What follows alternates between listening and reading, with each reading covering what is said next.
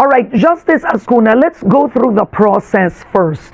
Was there anything secretive or irregular with former Ombudsman Martires' reversal on the dismissal order of Conchita Carpio Morales against Senator Joel Villanueva in 2016? So Morales ordered his dismissal regarding the PDAF case in 2016. The reversal of Ombudsman Martires was 2019. I think the factual situation should be clarified. When you promulgate a decision, you have to attach your decision to the rolio. Every case has a rolio. And if it is not attached to the rolio, then it is not really promulgated. It's still a draft. So it must be signed and promulgated properly, attach it to the rolio. The rolio is open to the public. The media can consult. It's a very high profile case. They should have followed up and find out whether the rolio contains a reconsideration of the decision. If it is not attached to the rolio, I believe it's not valid. It's not properly promulgated. It's Okay. just a draft. So if Ombudsman Martires attached it to the rolio, but the media missed it, and Senator Joel Villanueva chose not to announce it, right? He chose to keep it quiet. Technically, would you consider that? Would you consider that regular? Was there nothing irregular about that? I would consider it valid, although unusual, because usually the ombudsman also announces the high-profile decision of the matter. But if it's just silently promulgated, that's unusual, but it's still valid as long as it's attached to the rolio and the rolio is open to the public. Okay, but does the ombudsman technically have to call the media and announce a decision like this, a reversal? It's usually done by the ombudsman or the spokesperson for the office of the ombudsman, but it's not necessary for validity. For validity, what is essential is the promulgation, and promulgation is attachment of a signed decision to the rolio. Okay, so can a decision be valid but technically done in secret? Is that possible? Technically, it's not really in secret because the rolio is open to the public. They don't have to invite attention to it. It is a matter for the public to keep track of as long as it is open to the public and not a secret document. So I wouldn't say who is to blame here, but who would have been responsible to ensuring that the public knew about the reversal? I think it is a lapse on the part of media. Media should be alert on developments in very high-profile cases. Of course, if it was hidden from them, in the sense that the rolio was not available, then that is something else. Okay, because I'm going to read a quote from former Ombudsman Martires, and I want you to react to this. He said that publicizing all decisions was not part of his duty as Ombudsman, and he even argued that the Supreme Court doesn't announce all its verdicts. So he says, probably my successor is now doing it, but I did not want to be glorified at the expense of people whose guilt is not yet determined by the court. That is correct, Karen. It's not really mandatory to hold the press conference and announce a decision every time it's made. And what is essential is the promulgation that is open to the public. Okay, ang sabi niya, kaya di ako nagsasalita is not because pinoprotektahan ko ang mga taong ito. Kaya hindi ako nagsasalita dahil wala akong karapatan sirain ang kanilang future. Ano po ba ang desisyon? How would you characterize the dismissal decision of Conchita Carpio Morales? Clearly, that was not yet final because he was able to file an MR. Would Martires' decision be considered final?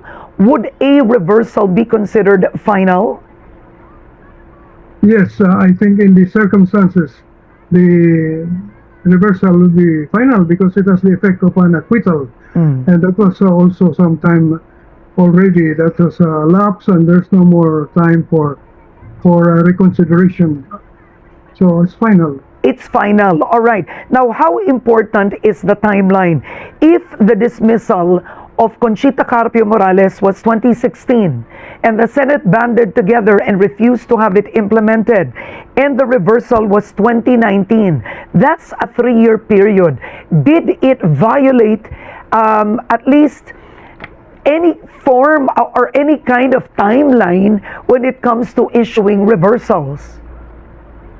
There may be a violation of a constitutional provision regarding disposal of cases.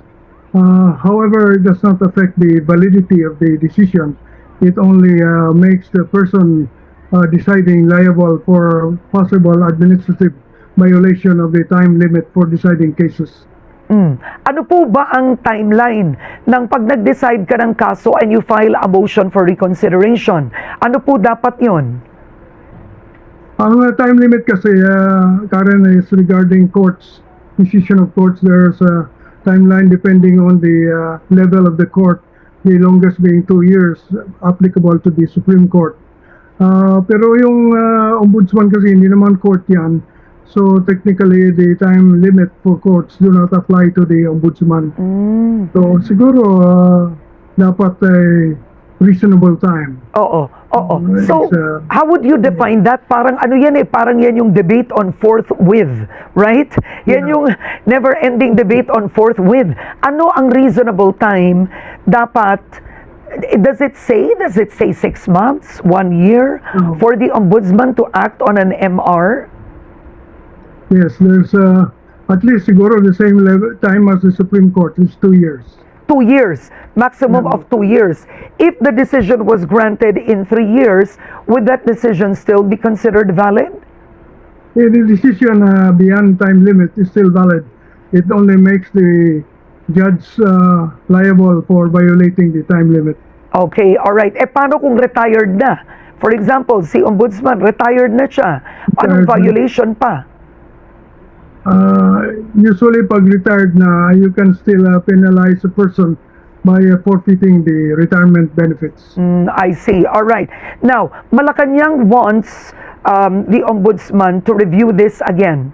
Objectively speaking, do you think Ombudsman Remulla can still act on the dismissal of Martires? Or sa totoo lang, hindi na po pwede? Normally, that would be double jeopardy already. Hindi na pwedeng buksan uli. So, sa palagay ko, it's just an investigation into the procedure so that in the future, that will not be repeated. So, first, is it right to say you don't consider Martires' decision a secret? Do you agree with Remulla that it's a secret reversal?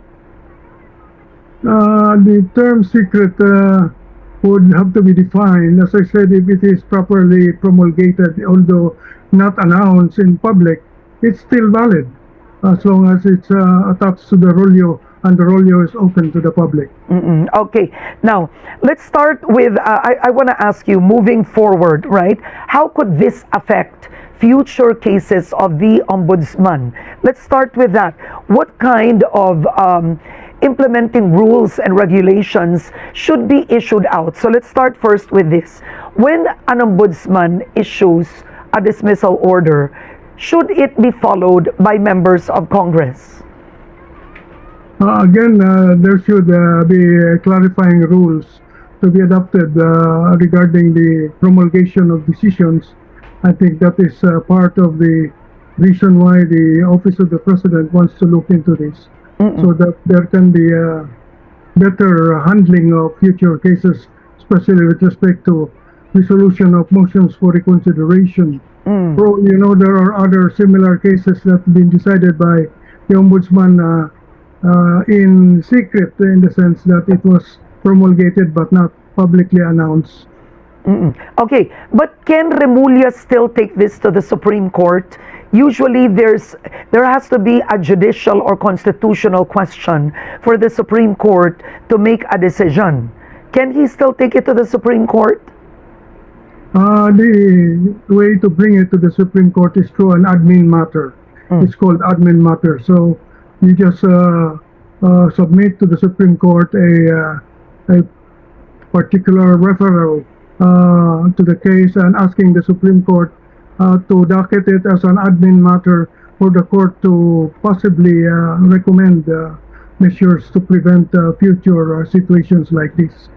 Okay, but in taking it to the Supreme Court, can the Supreme Court, given that it's an equal branch of government along with the legislative and the executive, can the Supreme Court then make a decision, let's say saying or announcing the Ombudsman's dismissal or action must be followed by both houses of Congress even if he or she is an elected official? I do not want to preempt the Supreme Court in that eventuality, Karen, but you are correct in the sense that normally the Supreme Court can adopt rules for Sandigan Bayan. That has been done. But whether it can adopt rules for the Ombudsman is something that is an open question, since the Ombudsman is not part of the judiciary. And the Supreme Court is not an institution that renders advisory opinions. It cannot give advice. So there's a problem there. May